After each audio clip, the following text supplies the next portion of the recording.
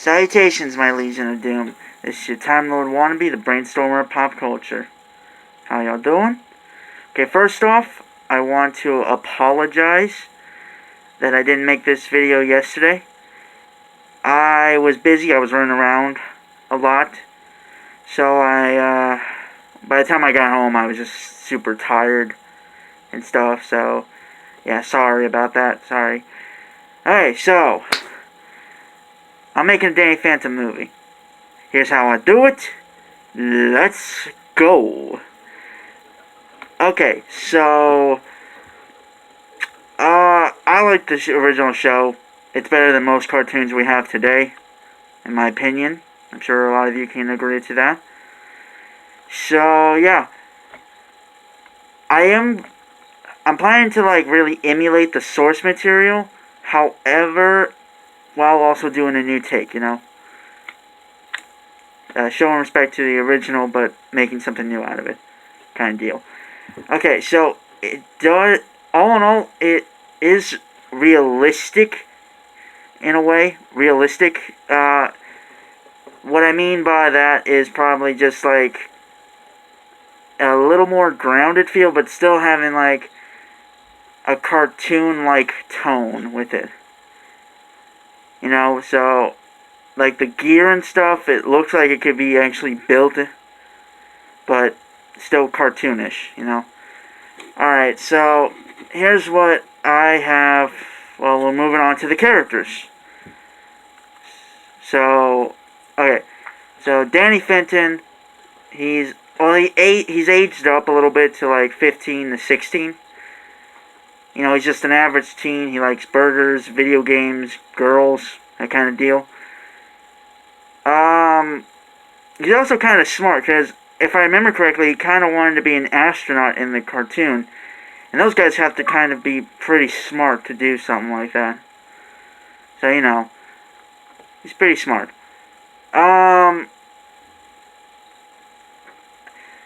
Once he gets his powers, like a lot of teen superheroes, he doesn't want them. I mean, he ultimately finds them like a curse at first. But as the movie goes on, he eventually comes into his own and comes to terms with these powers and starts using them. Okay, so Tucker Foley. Cool. Actually, he really subverted the tropes of a geek in the show. I kind of am like that too. He's the best friend of Danny. He's the guy who wants to be like high school popular, but being like the smart tech guy at Radio Shack or something, or Best Buy.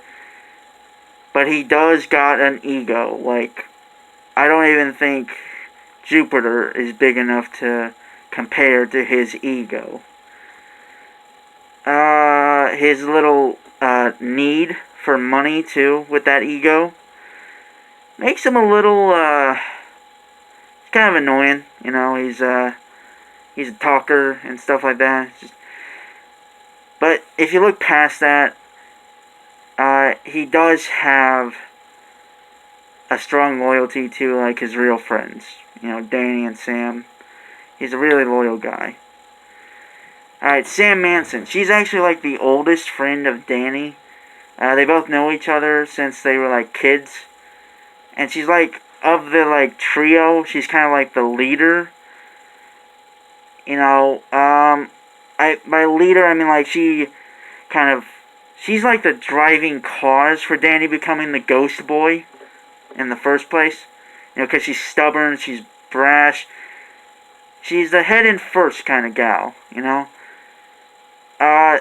So she does try to be there for Danny because, she does feel guilty for pushing him.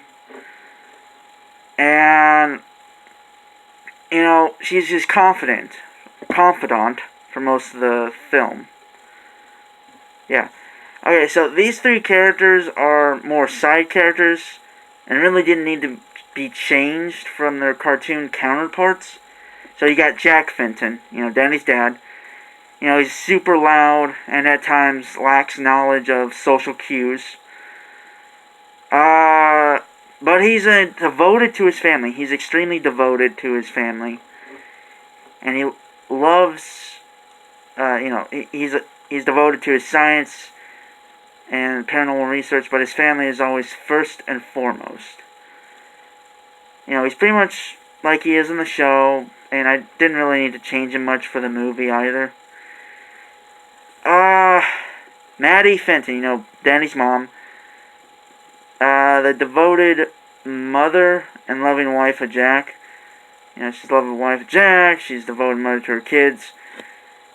She's the more, composed, I would say, more, normal of the two, but, again, like in the show, she is somewhat of a fanatic with, with the paranormal research and stuff. But family will always be put first. That's just who they are. They are parents first and foremost. And Danny's big sister, Jazz Fenton, extremely smart, wants to be a psychologist, all that, but she does have a strained relationship with her brother, often ignoring him or treating him like a child that needs to be coddled. She just sees him as a stupid kid.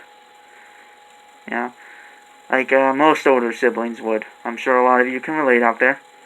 She doesn't really care. Yeah, she doesn't, like in the show, she doesn't really care for the paranormal research her parents conduct for. So, it's just all that. Now for the primary antagonist, I chose Skulker.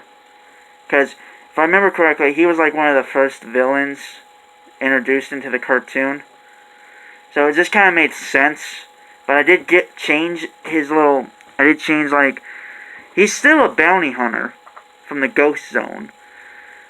But he's actually like the reason Danny got his powers. Like, Danny did step into the Ghost Zone for a brief moment and was attacked.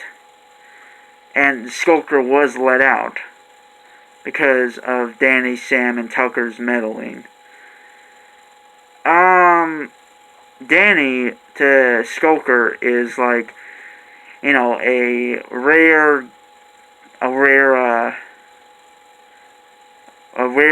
game to him. He's like a rare species to catch. So, the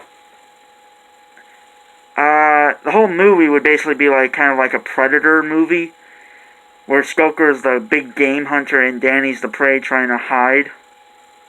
So it's very small stakes. Honestly, no blue beam in the sky like a typical superhero movie. So the tone is overall fun. And I'm mixing in like elements of thriller, horror, and sci-fi. Because that's how the show did it too.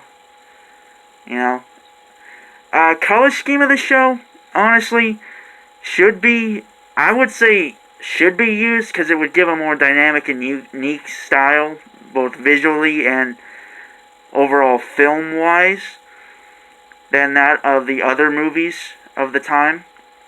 And